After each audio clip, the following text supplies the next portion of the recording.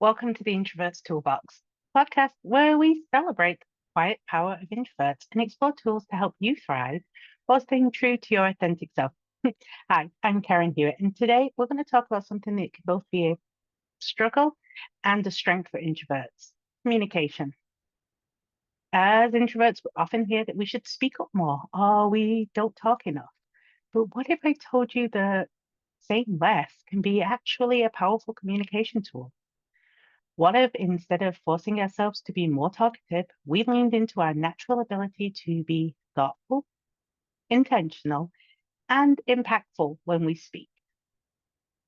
In today's episodes, we're going to explore how to make your words count without forcing small talk, the art of pausing and using silence as a communication tool, how to set boundaries in conversation and avoid energy draining chatter, tips for speaking with confidence in group setting, as well as the introvert's guide to handling conflict without feeling overwhelmed. By the end of this episode, you'll feel more confident in your ability to communicate effectively without feeling like you have to change who you are. So let's get started. Well, we're going to start by addressing a common myth. Being a great communicator does not mean talking all the time. Many introverts feel pressured to match the energy of extroverted speakers, filling every silence and participating in every conversation. But here's the truth. Some of the most impactful communicators in history were not the loudest people in the room. I want you to think about leaders like Barack Obama and writers like Susan Cain, who is the author of The Quiet. They don't dominate conversations with endless chatter. Instead, they speak thoughtfully, clearly, and with purpose. And when you do that, guess what happens? When they do speak, people listen.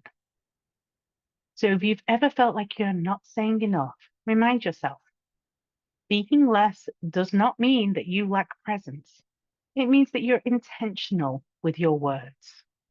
Now, if you're someone who prefers to listen more than you speak, well, you can still have a strong presence in conversation. And here's how. One, I want you to speak with intention. Instead of feeling pressured to talk, just fill the silence. Focus on adding value when you speak. Before responding, just ask yourself, is what I'm about to say helpful, meaningful, or even necessary?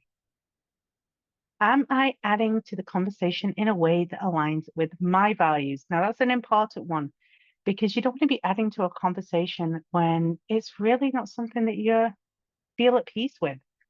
So, does it align to your values?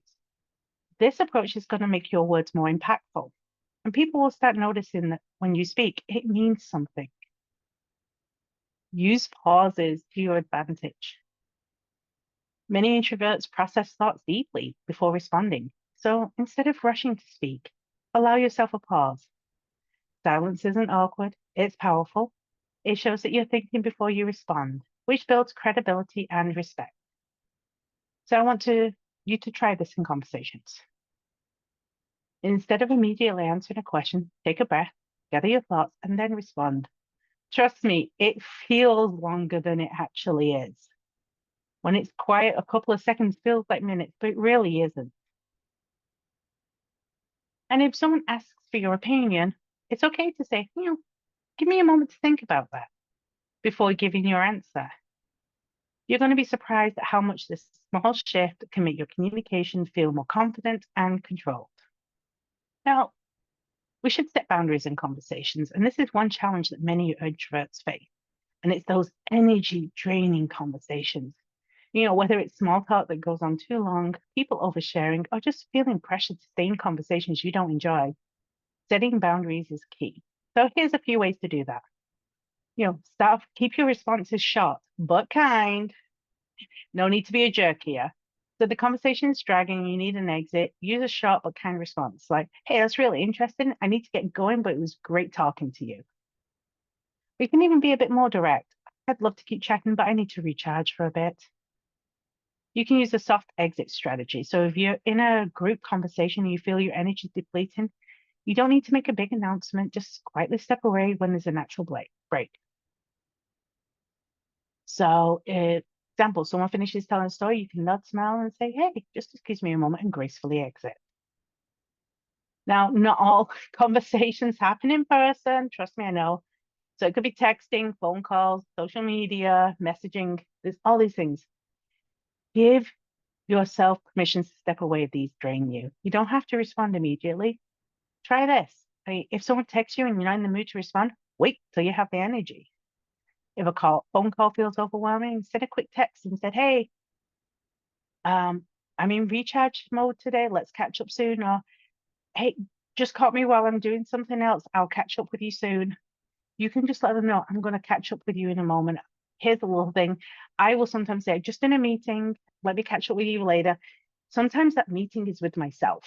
Sometimes I'm being with myself to recharge myself. Protecting your energy is just as important as protecting your time.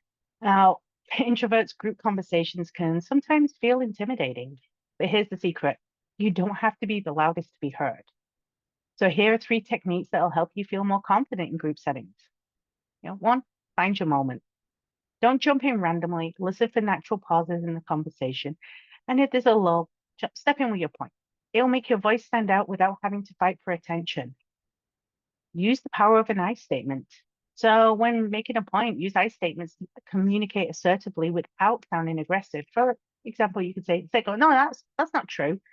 Say, I see that a little differently, and here's why. Instead of, well, you should be doing this. You can say, yeah, I have found that this really works well for me.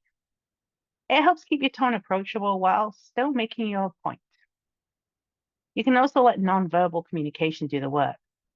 You don't have to talk constantly to show confidence. Use body language. Make eye contact when someone is speaking to show engagement.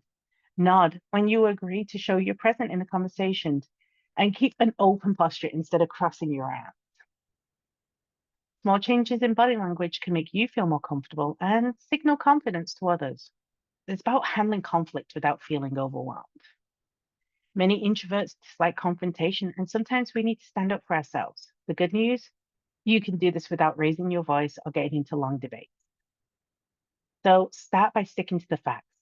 So instead of getting caught up in emotions, focus on the issue. For example, you never listen to me needs to be, hey, I feel unheard when my ideas are dismissed. Use calm and repeat technique. If someone keeps pushing your boundaries, calmly repeat your position without getting pulled into the debate. So, for example, I do hear what you're saying. I have made my decision. I understand your perspective, but I need to do what's right for me. Staying calm takes the power away from the other person and keeps you in control. Now, introverts, you don't need to be loud to be heard. Your strength is in your thoughtfulness, your presence, and your ability to choose words wisely.